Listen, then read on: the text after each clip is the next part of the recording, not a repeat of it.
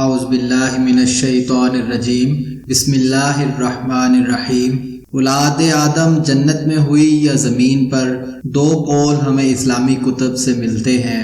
ایک کے ہاں یہ ہے کہ اولاد صرف زمین پر پیدا ہوئی، اور ایک قول یہ ہے کہ قابیل اور اس کی بہن جنت میں پیدا ہوئے۔ اور ذکر کیا گیا ہے کہ ان کے ہاں ہر دفعہ لڑکا اور لڑکی پیدا ہوتے تھے، اور حکم یہ تھا کہ ایک جوڑے کی لڑکی کی شادی دوسرے جوڑے کے لڑکے سے کر دی جائے، اور دوسرے جوڑے کی لڑکی کی شادی پہلے جوڑے کے لڑکے سے کر دی جائے۔ یہ سلسلہ کافی مدت تک چلتا رہا، اور ایک وقت میں پیدا ہونے والے لڑکے اور لڑکی کی شادی باہمی طور پر جائز نہ تھی۔ قرآن میں اللہ تعالیٰ کا فرمان عالی شان ہے کہ اے محمد صلی اللہ علیہ وآلہ وسلم، ان کو آدم کے دو بیٹوں حابیل اور قابیل کے حالات جو بالکل سچے ہیں پڑھ کر سنا دو۔ جب ان دونوں نے خدا کی جناب میں قربانی پیش کی تو ایک کی قربانی تو قبول ہو گئی اور دوسرے کی قربانی نہ ہوئی۔ تب قابیل حابیل سے کہنے لگا کہ میں تجھے قتل کر دوں گا۔ اس نے کہا کہ خدا پرہیزگاروں ہی کی قربانی قبول فرماتا ہے، اور اگر تو مجھے قتل کرنے کے لیے ہاتھ چلائے گا تو میں تجھ کو قتل کرنے کے لیے ہاتھ نہیں چلاؤں گا۔ مجھے تو اللہ رب العالمین سے ڈر لگتا ہے۔ میں چاہتا ہوں کہ تو میرے گناہ میں بھی ماخوذ ہوا اور اپنے گناہ میں بھی، اور ظالموں کی سزا صرف دوزخ ہے۔ مگر اس کے نفس نے اس کو بھائی کی قتل ہی کی ترغیب دی تو اس نے اسے قتل کر دیا اور خسارہ اٹھانے والوں میں سے ہو گیا۔ اب خدا نے ایک کوا بھیجا جو زمین کریدنے لگا تاکہ اسے دکھا دے کہ وہ اپنے بھائی کی لاش کیوں کر چھپائے۔ کہنے لگا اے افسوس، مجھ سے تو اتنا بھی نہ ہو سکا کہ اس کوے کے برابر ہوتا کہ اپنے بھائی کی لاش چھپا دیتا۔ پھر وہ پشیمان ہوا۔ سورۃ المائدہ کی تفسیر میں مختلف ائمہ اور مفسرین کی جو بحث موجود ہے، اس کے مطابق سدی رحمۃ اللہ علیہ نے ابن عباس اور ابن مسعود رضی اللہ تعالیٰ عنہ اور دیگر صحابہ اکرام رضی اللہ تعالیٰ عنہما سے ذکر کیا ہے کہ آدم علیہ السلام پیدا ہونے والے ایک جوڑے میں سے ایک لڑکے کی شادی دوسرے جوڑے سے پیدا ہونے والی لڑکی سے کر دیتے تھے، اور حابیل نے قابیل کے ساتھ پیدا ہونے والی بہن سے شادی کا پروگرام بنایا۔ قابیل حابیل سے بڑا تھا اور قابیل کے ساتھ پیدا ہونے والی بہن زیادہ خوبصورت تھی۔ قابیل نے خود اپنے ساتھ پیدا ہونے والی بہن سے شادی کا پروگرام بنایا۔ آدم علیہ السلام نے کہا تو اپنے ساتھ پیدا ہونے والی بہن سے حابیل کی شادی ہونے دے، لیکن اس نے انکار کر دیا۔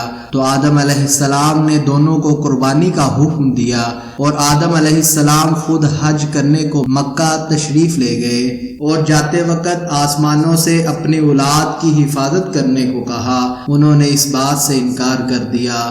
زمینوں اور پہاڑوں کو کہا، اور وہ بھی انکاری ہو گئے، اور قابیل نے ان کی حفاظت کی ذمہ داری قبول کر لی۔ قابیل اور حابیل نے اپنی اپنی قربانی پیش کی۔ حابیل نے اپنی قربانی کے لیے ایک موٹی تازی بکری پیش کی کیونکہ وہ بکریوں والا تھا، اور قابیل نے اپنے کھیت سے ایک ردی اور نکما گٹھا پیش کیا کیونکہ وہ کھیتی والا تھا۔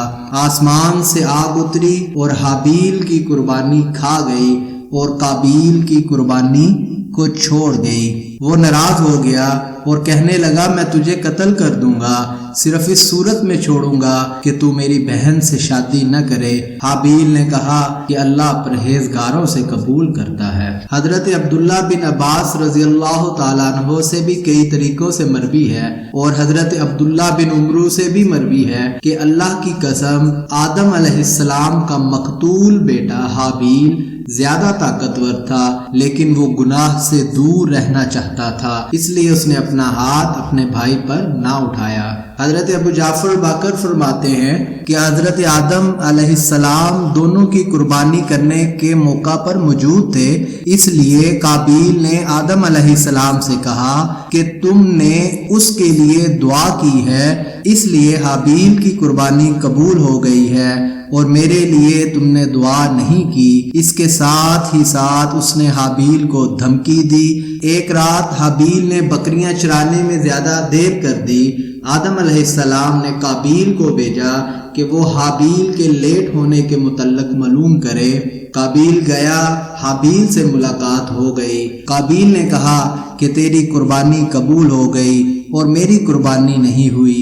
حابیل نے جواب دیا کہ اللہ تعالیٰ پرہیزگاروں سے قبول کرتا ہے۔ قابیل کو غصہ آیا، اس نے تیز دھار لوہے سے حابیل کو قتل کر دیا، اور یہ بھی کہا گیا ہے کہ اس نے حابیل کے سر پر پتھر مار کے اس کا سر کچل دیا جبکہ وہ سویا ہوا تھا۔ ایک قول یہ بھی ہے کہ اس نے گلا دبا کر اور منہ سے درندوں کی طرح کاٹ کر اس کو قتل کیا۔ اس سے معلوم ہوا کہ حابیل اچھے اخلاق والا اور اللہ سے ڈرنے والا تھا، کیونکہ اس نے اپنے بھائی کو برائی کا جواب برائی سے نہیں دیا، اور اس لیے بھی کہ یہ بات رسول اللہ صلی اللہ علیہ وآلہ وسلم سے ثابت ہے کہ آپ صلی اللہ علیہ وآلہ وسلم نے فرمایا، جب دو مسلمان اپنی تلواریں نکال کر ایک دوسرے کے آمنے سامنے ہوں تو قاتل و مقتول دونوں جہنم میں جائیں گے۔ صحابہ کرام نے عرض کیا، یا رسول اللہ، قاتل کا آگ میں جانا تو سمجھ میں آتا ہے،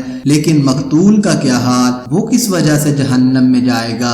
تو سرور کائنات صلی اللہ علیہ وآلہ وسلم نے فرمایا، کیونکہ وہ بھی اپنے بھائی کے قتل کے ارادے سے آیا تھا۔ اور یہ بات قرآن مجید میں سورۃ المائدہ میں کچھ اس طرح ہے کہ میں چاہتا ہوں کہ تو میرے گناہ میں پکڑا جائے اور اپنے گناہ میں بھی، پھر جہنم والوں میں سے ہو جائے، اور ظالموں کی یہی سزا ہے۔ میرے گناہ سے مقصود میرے ساتھ لڑائی کرنے کا گناہ ہے، اور تیرا گناہ سے مقصود کہ تیرے ساتھ دوسرا گناہ بھی ہے، اور اس سے یہ بات ہرگز نہیں نکلتی کہ قتل کی وجہ سے مقتول کے گناہ قاتل کے ذمے لگ جائیں گے۔ ہاں یوں ہے کہ قیامت کے دن اتفاقی طور پہ یہ شکل پیش آ سکتی ہے کہ مقتول قاتل سے اس کی نیکیوں کا مطالبہ کرے گا، اور نیکیاں اس کے مطالبے کے مطابق پوری نہ ہو سکیں گی، اس کے ظلم کے برابر نہ ہوں گی، تو اب مقتول کی برائیاں قاتل کی طرف منتقل ہو جائیں گی، جیسا کہ اس کے علاوہ دوسرے مظالم کے بارے میں صحیح حدیث سے ثابت ہے، اور قتل بڑے گناہوں میں سے ہے۔ بعض مفسرین نے یہ بھی کہا ہے کہ جب اس نے اپنے بھائی کو قتل کیا تو 1 سال تک اسے اپنی پشت پر اٹھائے رکھا، بعض نے 100 سال تک اٹھائے رکھنے کی بات کی ہے۔ وہ اسی حالت میں رہا کہ اللہ نے 2 کوے بھیجے۔ سدی رحمت اللہ علیہ نے اپنی سند سے صحابہ کرام سے روایت کی ہے کہ وہ دونوں کوے آپس میں بھائی تھے، وہ آپس میں لڑے، ان میں سے ایک نے دوسرے کو مار دیا، پھر زمین کریت کر اس کوے کو اس میں پھینکا اور اسے چھپا دیا۔ جب قابیل نے یہ حالت دیکھی تو اس نے بھی ایسا ہی کیا اور اپنے بھائی کو زمین میں دفن کر دیا، اور کہا، ہائے افسوس، میں عاجز آ گیا کہ اس کوے کی طرح ہو جاتا اور اپنے بھائی کی لاش کو چھپاتا۔ مورخین نے ذکر کیا ہے کہ آدم علیہ السلام اپنے بیٹے حابیل کے قتل پر بہت غمگین ہوئے۔ جب قابیل نے اپنے بھائی کو قتل کیا تو جلد ہی اس کو اس کی سزا مل گئی، اس کی پنڈلی ران کے ساتھ چپک گئی اور اس کا چہرہ سورج کی طرف رہتا تھا، اس کے گھومنے کے ساتھ گھومتا تھا۔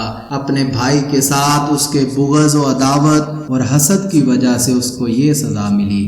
رسول اللہ صلی اللہ علیہ وآلہ وسلم نے فرمایا کہ ظلم و زیادتی اور قطع رحمی سب سے زیادہ حق رکھتی ہے کہ اللہ تعالیٰ اس کی سزا آدمی کو دنیا میں دے اور آخرت کی سزا اس کے علاوہ ہوگی۔ اللہ تعالیٰ ہمیں صراط مستقیم پر چلنے کی توفیق عطا فرمائے، آمین ثم آمین۔